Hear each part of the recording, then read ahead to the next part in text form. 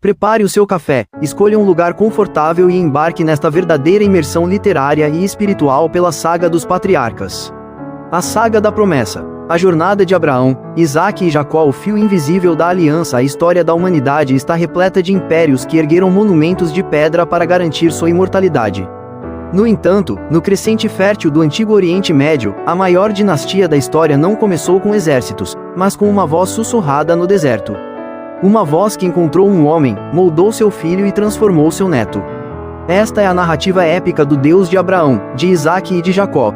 Uma saga onde a fidelidade divina colide e triunfa sobre as fraquezas, os medos e os labirintos da alma humana. O era o epicentro do mundo conhecido. Cortada por canais fluviais, ostentando o imponente zigurate de Nana, o deus Lua, e fervilhando com o comércio de tecidos, especiarias e tábuas de argila escrita, a cidade oferecia tudo o que um homem poderia desejar: segurança, herança cultural e previsibilidade. Ali vivia Abrão. Ele tinha riquezas, uma esposa a quem amava profundamente chamada Sarai, e o respeito de seus pares.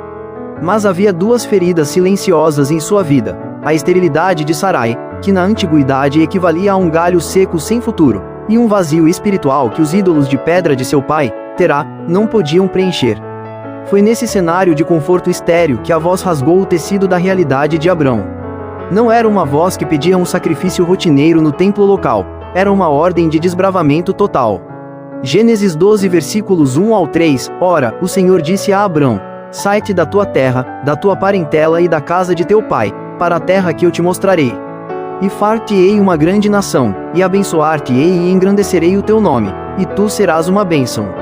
E abençoarei os que te abençoarem, e amaldiçoarei os que te amaldiçoarem, e em ti serão benditas todas as famílias da terra. A radicalidade do chamado reside no desconhecido.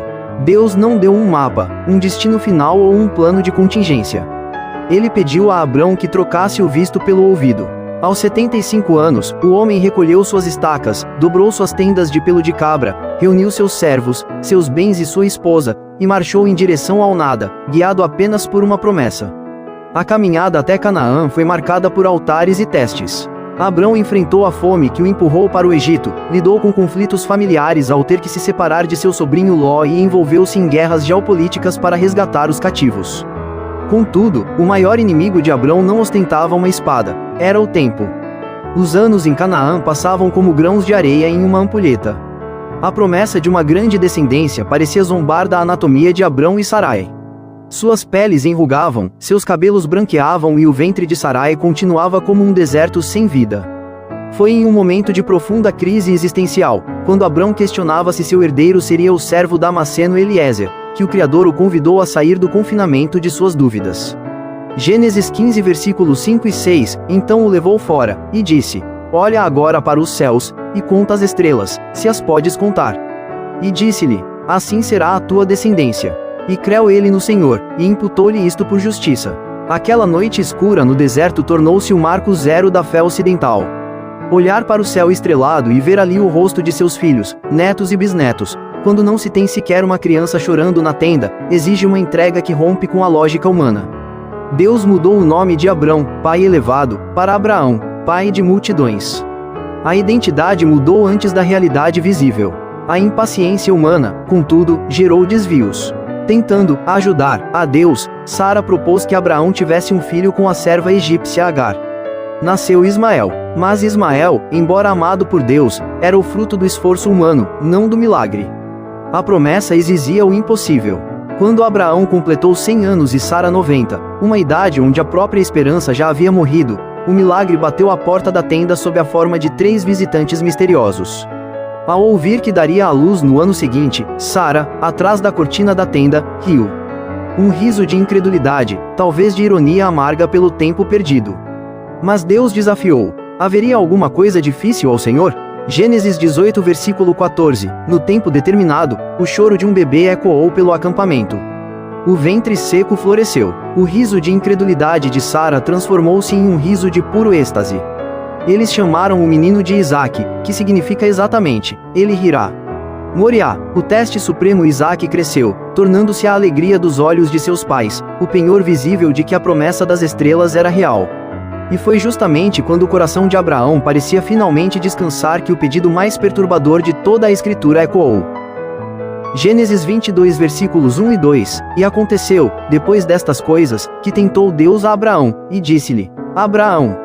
E ele disse, Eis-me aqui. E disse, Toma agora o teu filho, o teu único filho, Isaque, a quem amas, e vai-te à terra de Moriá, e oferece-o ali em holocausto sobre uma das montanhas, que eu te direi. Cada palavra desse comando era uma adaga. Teu filho, teu único, a quem amas, oferece-o em holocausto. Deus estava pedindo de volta o milagre. A narrativa bíblica é assustadoramente silenciosa sobre os sentimentos de Abraão naquela noite. Não há registro de clamor, choro ou discussão. O texto diz apenas que Abraão levantou-se de madrugada, albardou o seu jumento, cortou a lenha e partiu com Isaque e 2 servos. Foram 3 dias de caminhada. 3 dias olhando para o filho, sabendo o que supostamente deveria acontecer no topo daquela montanha. No 3º dia, avistando o monte Moriá ao longe, Abraão disse aos servos uma frase que ecoa pelos séculos como a expressão máxima de convicção na ressurreição: Ficai-vos aqui com o jumento, e eu e o moço iremos até acolá. E, havendo adorado, tornaremos a vós. Gênesis 22 versículo 5. Ele sabia que subiria com o menino, e tinha a certeza de que desceria com ele, mesmo que Deus precisasse recriá-lo do pó. Subindo a montanha, Isaque, carregando a lenha nas costas, em uma prefiguração perfeita de Cristo carregando a cruz, quebrou o silêncio. Meu pai. Eis aqui o fogo e a lenha, mas onde está o cordeiro para o holocausto? Abraão, engolindo a seco a dor de pai, respondeu: Deus proverá para si o cordeiro para o holocausto, meu filho. No topo, o altar foi erguido. Isaque, agora um jovem forte que poderia facilmente resistir a um pai de mais de 110 anos, submeteu-se. Ele permitiu ser amarrado. Deitou-se sobre a lenha. Abraão estendeu a mão, segurou o cabo do cutelo e, quando a lâmina brilhava sob o sol disposta a descer, a voz do anjo do Senhor bradou dos céus. Gênesis 22 versículos 11 e 12. Mas o anjo do Senhor lhe bradou desde os céus, e disse: Abraão, Abraão. E ele disse: Eis-me aqui. Então disse: Não estendas a tua mão sobre o moço, e não lhe faças nada. Porquanto agora sei que temes a Deus, e não me negaste o teu filho, o teu único filho. Abraão olhou para o lado e viu um carneiro preso pelos chifres num matagal. O animal substituiu o rapaz. Aquele lugar foi profeticamente batizado de Jeová Jiré, o Senhor proverá. No monte do Senhor se proverá. Abraão entregou Isaque a Deus, e Deus devolveu Isaque a Abraão, não mais apenas como filho da carne, mas como herdeiro definitivo da aliança eterna. Isaque, a força do silêncio e os poços da resiliência, o homem da meditação. Se a vida de Abraão foi uma epopeia de grandes migrações e batalhas, e a de Jacó um drama de fugas e reviravoltas, a vida de Isaque se assemelha a uma sinfonia pastoral de profunda vida interior. Isaque é o patriarca do recolhimento, o homem que aprendeu a ouvir a Deus na quietude dos campos. Após a perda de sua mãe, Sara, Isaque vivia em luto. Abraão, zeloso para que seu filho não se misturasse com as práticas idólatras dos cananeus, enviou seu servo mais antigo de volta à Mesopotâmia para encontrar uma esposa para Isaque. A busca divina culminou em Rebeca, uma mulher de coragem e hospitalidade ímpares. O texto bíblico nos dá um vislumbre precioso da personalidade de Isaque no momento em que a caravana de Rebeca se aproximava de Canaã. Gênesis 24 versículo 63. E Isaque saíra a meditar no campo, à tarde. E levantou os olhos, e olhou, e eis que os camelos vinham. Isaque não estava nas praças das cidades ou buscando entretenimento. Ele estava no campo, ao pôr do sol, em oração e meditação. Esse espírito pacífico e submisso seria a sua marca registrada. Ele recebeu Rebeca, amou-a e encontrou consolo após a morte de sua mãe. O teste da fome e a herança reavivada anos mais tarde, Isaque enfrentou o mesmo teste que seu pai. A terra de Canaã sofreu uma seca devastadora. O instinto humano nessas horas era descer para o Egito, onde as águas estáveis do rio Nilo garantiam a sobrevivência. Isaque chegou a mover-se até Gerar, a terra dos filisteus, mas ali Deus barrou seu caminho.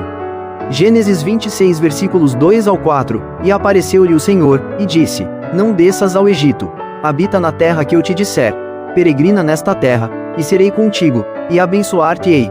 Porque a ti e à tua descendência darei todas estas terras, e confirmarei o juramento que tenho jurado a Abraão teu pai, e multiplicarei a tua descendência como as estrelas dos céus. Ficar em uma terra seca exige mais fé do que fugir para um lugar próspero. Isaque creu na palavra de Deus e, demonstrando uma audácia agrícola impressionante, semeou naquela terra árida em pleno ano de fome. Gênesis 26 versículo 12. E semeou Isaque naquela mesma terra, e colheu naquele mesmo ano 100 medidas por um, porque o Senhor o abençoava. O sucesso de Isaque incomodou os habitantes locais. O rei Abimeleque e seus súditos viram o crescimento exponencial daquele estrangeiro e começaram a temê-lo. A inveja gerou hostilidade sabotadora. Os filisteus começaram a tapar com terra todos os poços de água que os servos de Abraão haviam cavado no passado. Cavando poços, superando conflitos no deserto, a água é sinônimo de vida e soberania. Entulhar um poço era um ato de guerra não declarada.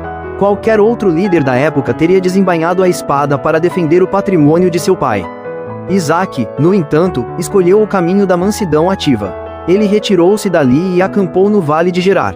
Em vez de criar novas fontes imediatamente, o texto nos diz que Isaque teve o cuidado de honrar a memória e o trabalho de seu pai. Gênesis 26 versículo 18. E tornou Isaque a cavar os poços de água que cavaram nos dias de Abraão seu pai, e que os filisteus entulharam depois da morte de Abraão, e chamou-os pelos nomes que seu pai os chamara. Isaque compreendeu uma lei espiritual profunda. Antes de avançar para o novo, é preciso desentulhar as fontes da aliança antiga. Ele limpou a terra, removeu as pedras da inveja e fez a água pura voltar a jorrar. No entanto, o conflito o perseguiu. Seus pastores cavaram no vale e acharam um poço de águas vivas, mas os pastores de Gerar disputaram a posse dele. Isaque, sem revidar, chamou o poço de Ezeque, disputa, e mudou-se. Seus servos cavaram outro poço, e houve nova briga. Ele o chamou de Sitiná, hostilidade. Quantos de nós desistiriam no segundo poço roubado? Isaque continuou caminhando. Ele sabia que a promessa não dependia do pedaço de terra, mas do Deus que andava com ele. Ele moveu-se mais uma vez e cavou o terceiro poço. Desta vez, ninguém brigou por ele. Gênesis 26 versículo 22, e partiu dali, e cavou outro poço, e não porfiaram sobre ele. E chamou o seu nome Reobote, e disse: porque agora nos alargo ao Senhor, e cresceremos na terra. Reobote significa espaços largos. A perseverança pacífica de Isaque venceu a resistência do inimigo pelo cansaço. Pouco tempo depois, o próprio rei Abimeleque, vendo que Deus era com Isaque, veio ao seu encontro para propor um tratado de paz, reconhecendo: vimos clarissimamente que o Senhor é contigo. Jacó o tecido da graça e a noite de Jaboque o conflito no ventre e a mesa de lentilhas. Se Isaque era o rio tranquilo, sua descendência seria um mar tempestuoso. Rebeca era estéril, mas após Isaque orar intensamente ao Senhor, ela concebeu gêmeos. Mas a gravidez não foi serena. Dentro de seu ventre, as duas crianças lutavam de tal forma que ela clamou a Deus para entender o que estava acontecendo. Deus lhe deu uma resposta que ecoaria pela história profética. Gênesis 25 versículo 23, e o Senhor lhe disse: duas nações há no teu ventre, e dois povos se dividiram das tuas entranhas, e um povo será mais forte do que o outro povo, e o maior servirá ao menor. No momento do parto, o primeiro a sair foi Esaú, ruivo e coberto de pelos. Logo em seguida, saiu o segundo menino, com a mão firmemente agarrada ao calcanhar do irmão. Deram-lhe o nome de Jacó, que literalmente significa aquele que segura o calcanhar, ou, por extensão idiomática, o suplantador trapaceiro. Os meninos cresceram e tornaram-se opostos perfeitos. Esaú era um homem do campo, caçador habilidoso, impetuoso e guiado por seus instintos imediatos. Jacó era um homem reflexivo, estratégico, que preferia a segurança das tendas. Isaque amava Esaú por causa da caça que comia. Rebeca amava Jacó por causa de sua sensibilidade e por guardar a profecia no coração. A primeira grande demonstração do caráter de Jacó ocorreu em uma tarde comum. Esaú voltou do campo exausto e faminto, vendo Jacó cozinhando um guisado de lentilhas vermelhas. Dá-me de comer desse guisado vermelho, pois estou esmorecido, pediu Esaú. Jacó, calculista, viu a oportunidade de ouro. Ele não queria apenas alimentar o irmão. Ele queria o que o irmão possuía de mais sagrado por direito de nascimento: a primogenitura, o direito de ser o líder espiritual da família e herdeiro principal da aliança. Vende-me hoje a tua primogenitura, respondeu Jacó. Esaú, depreciando o valor das coisas eternas em favor do alívio estomacal imediato, retrucou: eis que estou a ponto de morrer. E para que me servirá a primogenitura? Ele jurou e vendeu seu direito por um prato de comida. Esaú saciou o corpo, mas empobreceu a alma. Jacó conseguiu o direito legal, mas através de uma negociação fria. O roubo da bênção e o disfarce da pele. O ápice da crise familiar aconteceu anos mais tarde, quando Isaque, velho, debilitado e com a visão completamente obscurecida pela cegueira, sentiu que sua morte se aproximava. Ele chamou Esaú e pediu que ele caçasse uma res e fizesse o seu prato favorito para que, antes de morrer, o abençoasse com a autoridade patriarcal. Rebeca ouviu a conversa e acionou um plano de emergência para garantir que Jacó recebesse a bênção. Ela preparou um guisado com cabritos do rebanho, vestiu Jacó com as roupas perfumadas de Esaú e, para imitar a pele peluda do irmão mais velho, cobriu as mãos e o pescoço liso de Jacó com as peles dos cabritos. Jacó entrou no quarto do pai moribundo carregando a bandeja. O diálogo que se seguiu é um dos momentos mais tensos e dramáticos de toda a literatura antiga. "Quem és tu, meu filho?", perguntou o velho Isaque, desconfiado. "Eu sou Esaú, teu primogênito", mentiu Jacó. "Tenho feito como me disseste. Levanta-te agora, assenta-te e come da minha caça, para que a tua alma me abençoe." Isaque estranhou a rapidez da caça, ao que Jacó cometeu o sacrilégio de usar o nome divino, "porque o Senhor teu Deus a trouxe ao meu encontro." Ainda duvidoso, Isaque pediu que o jovem se aproximasse para tocá-lo. Gênesis 27 versículos 22 e 23, "E chegou-se Jacó a Isaque seu pai, que o apalpou, e disse: A voz é a voz de Jacó, porém as mãos são as mãos de Esaú. E não o conheceu, porquanto as suas mãos eram peludas, como as mãos de Esaú seu irmão, e abençoou-o. Isaque beijou o filho, sentiu o cheiro dos campos nas vestes e liberou a bênção irrevogável sobre a cabeça do impostor, declarando-o senhor de seus irmãos e herdeiro das promessas de Abraão. Mal Jacó havia saído do quarto, Esaú retornou da caça. Ao descobrir o engano, um grito amargo e terrível ecoou pela tenda de Isaque. O velho patriarca estremeceu de horror ao perceber o que havia acontecido, mas não pôde voltar atrás. Esaú, chorando lágrimas de puro ódio, jurou em seu coração: "Chegar-se-ão os dias de luto por meu pai, e matarei a Jacó meu irmão." Gênesis 27 versículo 41, a escada de Betel, o despertar no deserto. Para salvar a vida do filho, Rebeca ordenou que Jacó fugisse imediatamente para Padã Arã, na Mesopotâmia, para a casa de seu tio Labão. O jovem que gostava do conforto das tendas familiares viu-se, de repente, caminhando sozinho por estradas poeirentas, sem servos, sem riquezas e com a consciência pesada pelo rastro de destruição que deixara em sua própria casa. Ao cair da noite em um lugar deserto, exausto físicos e emocionalmente, Jacó pegou uma das pedras do chão para lhe servir de travesseiro e deitou-se sob o manto negro do céu. Foi no momento de maior solidão de sua vida que o céu resolveu invadir a sua terra. Em sonhos, ele viu uma estrutura monumental. Gênesis 28 versículos 12 e 13. E sonhou, e eis uma escada posta na terra, cujo topo tocava nos céus, e eis que os anjos de Deus subiam e desciam por ela. E eis que o Senhor estava em cima dela, e disse: Eu sou o Senhor Deus de Abraão teu pai, e o Deus de Isaque. Esta terra, em que estás deitado, a darei a ti e à tua descendência. Deus não apareceu a Jacó para repreendê-lo pelo roubo ou pela mentira. Ele apareceu para estabelecer a sua aliança de graça.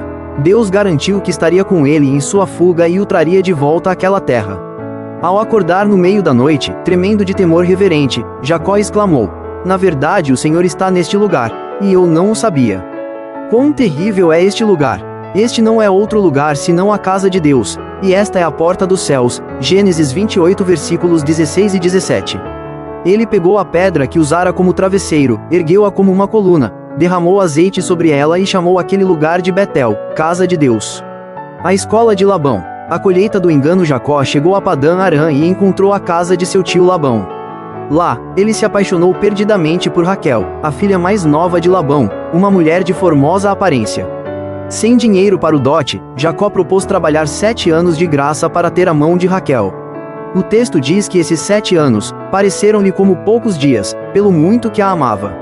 Mas a lei da semeadura é implacável. Na noite do casamento, aproveitando-se da escuridão e do véu nupcial, Labão substituiu Raquel por Lia, a filha mais velha, cujos olhos eram tenros, sem o mesmo brilho. Ao amanhecer, Jacó olhou para o lado e percebeu que havia sido enganado. O trapaceiro havia sido trapaceado. Quando ele confrontou o tio, Labão respondeu friamente que na terra deles não se costumava dar a mais nova antes da primogênita. Jacó teve que trabalhar mais 7 anos por Raquel. Durante as 2 décadas seguintes, Jacó viveu na escola do sofrimento de Labão. Seu salário foi mudado 10 vezes, ele suportou o calor do dia e a geada da noite cuidando dos rebanhos alheios. Mas, sob a bênção divina, Jacó prosperou ricamente. Ele gerou 11 filhos naquela terra. O 12º, Benjamim, nasceria mais tarde em Canaã, e seus rebanhos multiplicaram-se de forma sobrenatural. Contudo, o ambiente com Labão tornou-se insustentável. Deus falou novamente ao seu coração: torna-te à terra de teus pais, e eu serei contigo. Chegara a hora de voltar e encarar o passado. O vade de Jaboque, da trapaça à realeza, a jornada de volta foi marcada pelo terror. À medida que se aproximava de Canaã, os mensageiros de Jacó trouxeram uma notícia que fez seu sangue congelar. Esaú estava vindo ao seu encontro acompanhado por 400 homens armados. O pânico tomou conta de Jacó. Ele dividiu seu acampamento, enviou presentes generosos adiante para tentar aplacar a ira do irmão e, finalmente, fez sua família atravessar o ribeiro de Jaboque. Naquela noite escura, Jacó ficou completamente sozinho na margem oposta do ribeiro. Ele não tinha mais mentiras para usar, nenhuma pele de cabrito para enganar e nenhum disfarce para se esconder. Ele era apenas Jacó, o fugitivo, o homem com medo de morrer. Foi nesse cenário de vulnerabilidade total que um homem misterioso surgiu das sombras e começou a lutar com ele corporalmente. A luta durou horas. O oponente de Jacó era uma manifestação teofânica, o próprio Deus em forma humana. Vendo que a noite estava acabando e que Jacó não desistia da luta mesmo após ter a articulação da coxa deslocada por um toque do ser celestial, o homem disse: deixa-me ir, porque já a alva subiu. Jacó, segurando o anjo com as últimas forças que lhe restavam em seu corpo quebrado, respondeu com o clamor de uma vida inteira de busca por aceitação: não te deixarei ir, se me não abençoares. O anjo então fez a pergunta que desnudou a alma do patriarca: qual é o teu nome? 20 anos antes, quando seu pai perguntou o seu nome, ele mentira dizendo: sou Esaú. Mas ali, diante do Criador, não havia espaço para máscaras. Jacó teve que confessar quem ele realmente era: Jacó, o trapaceiro, o segurador de calcanhar. Ao confessar sua verdadeira identidade e sua miséria moral, a sentença da graça foi liberada sobre ele. Gênesis 32 versículo 28, então disse: não te chamarás mais Jacó, mas Israel, pois como príncipe lutaste com Deus e com os homens, e prevaleceste. Israel significa aquele que luta com Deus, ou príncipe de Deus. O homem que passou a vida tentando obter as coisas por meio de esquemas humanos descobriu que a verdadeira bênção é recebida por meio do quebrantamento e da rendição. O sol nasceu quando Jacó passava por Peniel, face de Deus. Ele mancava da coxa direita devido ao toque do anjo, mas sua alma estava perfeitamente de pé. Quando ele finalmente se encontrou com Esaú, o milagre da transformação operou nos dois corações. Esaú correu ao seu encontro, abraçou-o, caiu-lhe ao pescoço e o beijou, e ambos choraram. A aliança estava salva. O trapaceiro, o segurador de calcanhar. Ao confessar sua verdadeira identidade e sua miséria moral, a sentença da graça foi liberada sobre ele.